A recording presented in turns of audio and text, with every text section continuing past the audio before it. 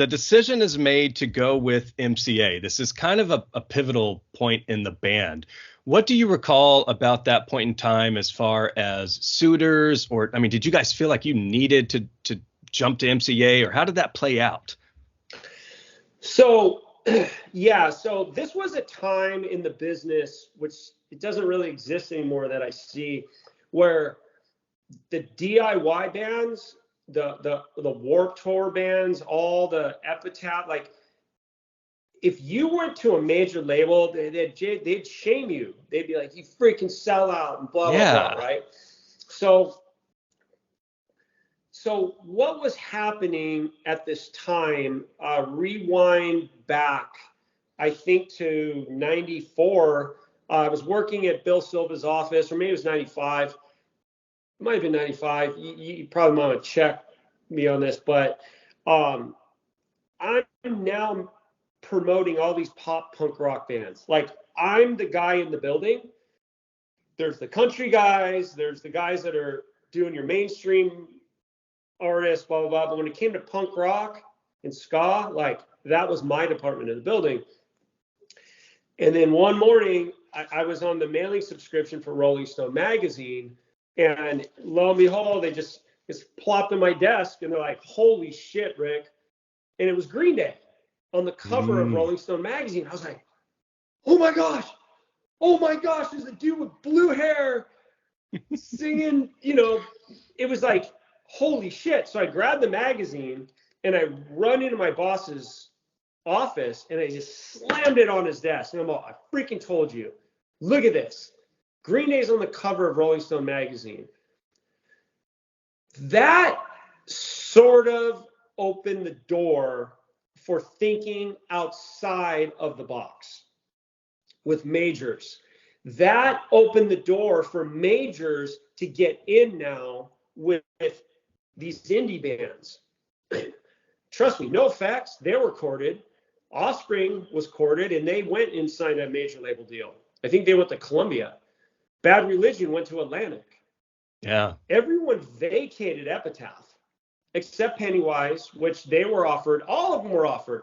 If you were a punk rock band and your shit was on, and you were doing stuff right, you got, Green Day opened the doors for that.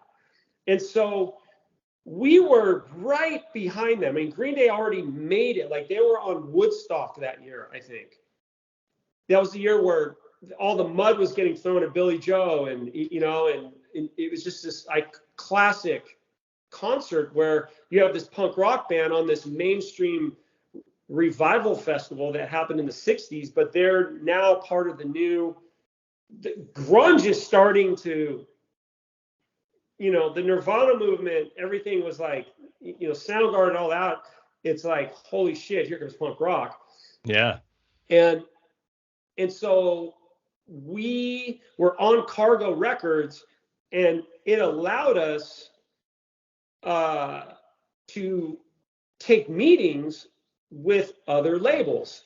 And we did. I remember getting, driven around in a limousine with Tom Wally's raddest dude. He was like president of Interscope. It was before the Jimmy Iovine days, I believe.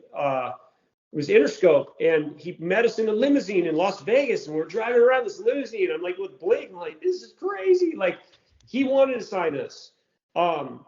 We went to Epitaph Records, and what was so interesting was, dude, if this was like 3 years prior, I would have been all Mark, Tom, Scott, like, we're going to Epitaph, like, this is the shit. But 3 years later, which was like in 95, 90, whenever that was, I'm kind of spacing on when we did it. I remember we walked through there, and it was like a punk rock candy store.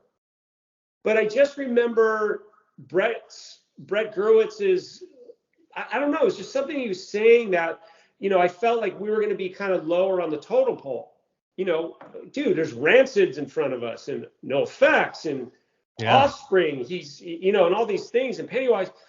So we were going to be, a small fish in a big punk rock pond. So it was cool. We were super excited. But then MCA Records reached out. And I'll tell you, for me, what the big thing was. The president of MCA Records, his name is Jay Boberg. Now, I believe Cargo made a deal with MCA Records for an upstream. So if at that time, a lot of major labels were dipping in and trying to own these indie punk rock labels, because like Sub Pop, Epitaph, they were all flourishing.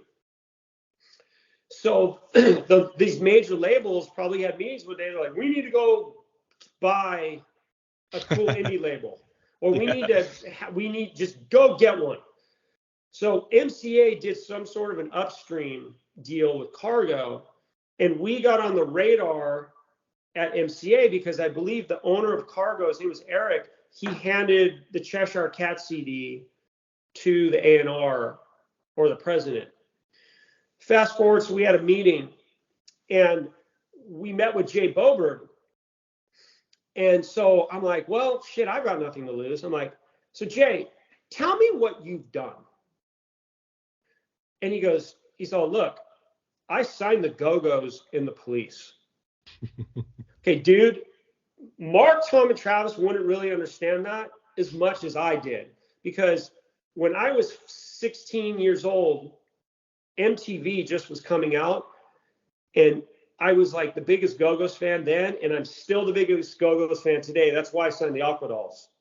Gotcha. Okay. When he said that, and I go, whoa.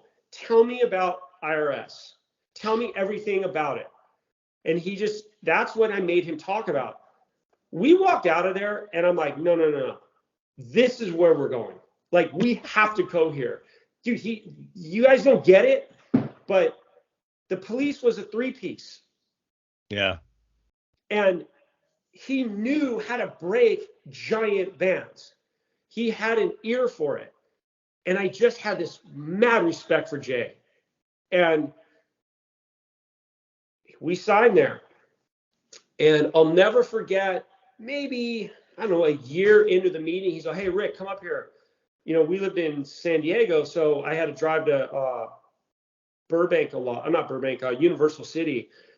And he sat me down in his little outer room, and he's like, you know, you've done such a great job with all these tours you've got, the Warped Tour and everything.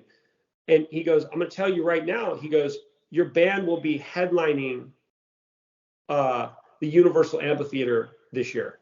And I'm sitting here going like, wait, what? And he goes, yeah.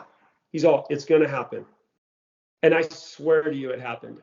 And he knew with those songs, he knew that the way that his team he was building with his label, he knew it.